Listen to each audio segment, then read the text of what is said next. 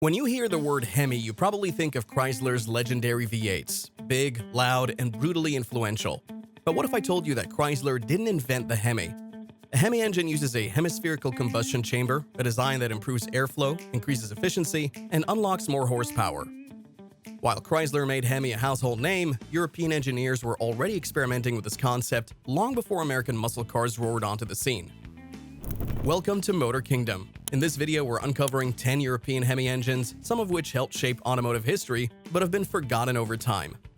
Let's explore groundbreaking Hemi engines from elite brands, racing legends, and forgotten manufacturers. Some were ahead of their time, others were engineering dead ends, but all deserve a place in automotive history.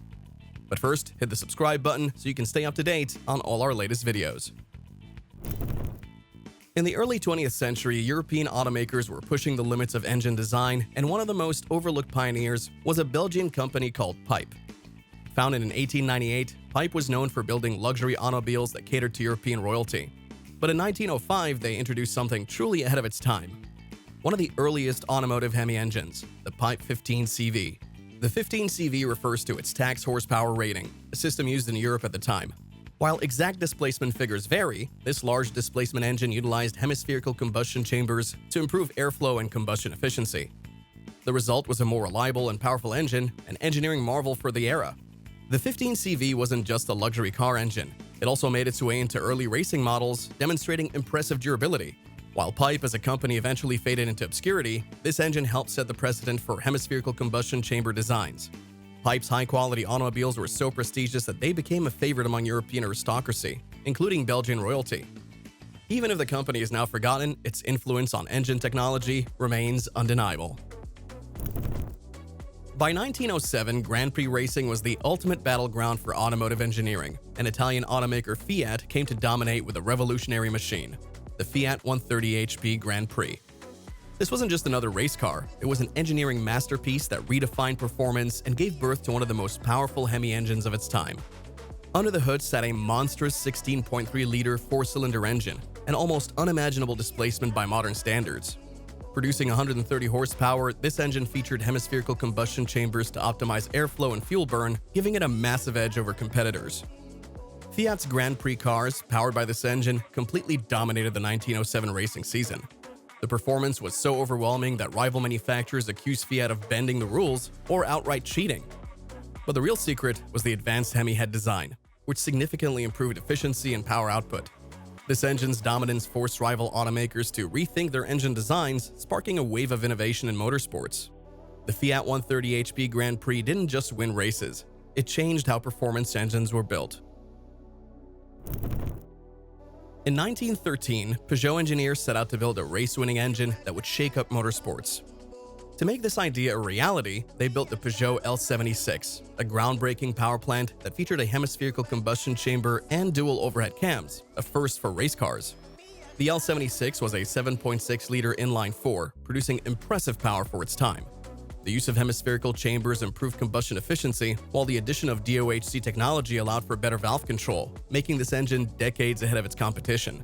The L76 made history by winning the 1916 Indianapolis 500, proving that European engineering had a place in American motorsports. More importantly, its design directly influenced future race engines, laying the foundation for today's high-performance Hemi and DOHC power plants. Peugeot's dominance forced American manufacturers to rethink their approach to engine design. In fact, many later race engines borrowed heavily from the L76's innovative layout. This French masterpiece didn't just win races, it rewrote the rulebook on performance engineering. By the mid-1930s, BMW was emerging as a serious player in the world of sports cars. In 1936, they introduced a revolutionary engine inside the BMW 328, a 2.0-liter inline-6 with a hemispherical combustion chamber. This power plant wasn't just advanced for its time, it dominated pre-World War II racing and impacted BMW's engineering philosophy. With just 80 horsepower, the numbers might not seem impressive today, but it was a game-changer back then. The hemispherical head design significantly improved combustion efficiency, giving the car better performance and responsiveness than its rivals. The BMW 328 became an unstoppable force in motorsports, winning the Mille Miglia and numerous endurance races. Even after the war, its design influenced BMW's later engines, solidifying its high-performance engineering reputation. The engine's lightweight design made it a favorite among privateer racers, who often tuned and modified it for various racing events. This wasn't just a great BMW engine, it was one of its era's most celebrated racing engines. After World War II, Jaguar needed a groundbreaking engine to rebuild its reputation. The answer came in 1948 with the XK6, a 3.4-liter inline-six with dual overhead cams and hemispherical combustion chambers. It debuted in the Jaguar XK120, the world's fastest production car at the time, and became one of the most iconic British engines ever built. Producing 160 horsepower, the XK6 was leagues ahead of its competitors. The Hemi-style chamber allowed for better airflow, higher compression, and more efficient combustion, resulting in a smooth yet powerful engine that became the heart of Jaguar's performance lineup. The XK6 powered legendary models like the Jaguar E-Type, XK150, and luxury sedans. It remained in production until 1992, a testament to its timeless design. Few engines have had such a long and successful run in automotive history. The XK6 wasn't just powerful, it sounded incredible. Its distinct exhaust note remains one of the most recognizable in the automotive world, often described as a perfect blend of aggression and refinement.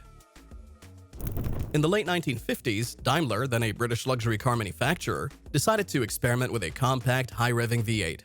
The result was the Daimler 2.5-liter V8, designed for the 1959 Daimler SP250 sports car. While it never gained the same fame as American V8s, it was one of Britain's first true Hemi-headed V8s and had a surprising legacy. This 2.5-liter V8 produced 140 horsepower, an impressive output for its size. The hemispherical combustion chamber design allowed it to rev freely, making it a favorite among enthusiasts who appreciated a lively and responsive engine. Initially built for the SP250 Dart, this engine was later adopted for British police vehicles thanks to its excellent acceleration. Though Daimler was eventually absorbed by Jaguar, the engine's design influenced the legendary Rover V8, which powered countless British sports cars and off-roaders. The SP250's lightweight fiberglass body often cracked under stress, making the car infamous for durability issues. The solid engine proved that British engineers could build a small, powerful Hemi V8 long before it became a trend. When Porsche unveiled the 911 in 1964, few could have predicted that it would become one of the most iconic sports cars ever.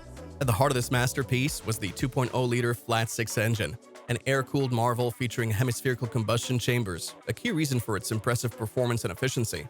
This 130 horsepower, air-cooled, rear-mounted flat-six was lightweight, compact, and designed to provide excellent balance. The Hemi-style chamber ensured smooth power delivery and optimal combustion, making it one of the era's most advanced small-displacement performance engines. This engine didn't just power the first-generation 911, originally called the 901. It set the foundation for Porsche's entire sports car philosophy. Over the years, this flat-six evolved into turbocharged monsters and high-revving GT3 engines, proving that the original design was decades ahead. Despite its brilliance, early versions of this engine suffered from reliability issues, particularly with timing chain tensioners. Had Porsche not resolved these problems, the 911's future could have been jeopardized before it started.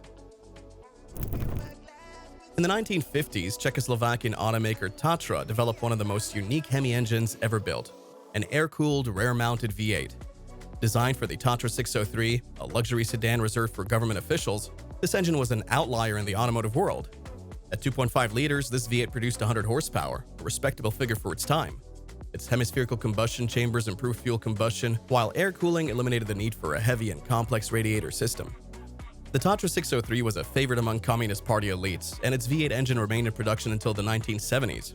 Few air-cooled V8s have been mass-produced, making this engine a true engineering anomaly. Tatra's aerodynamic designs and rear engine layouts influenced Ferdinand Porsche when designing the Volkswagen Beetle. In fact, Tatra even sued Volkswagen for patent infringement, leading to a legal settlement years later.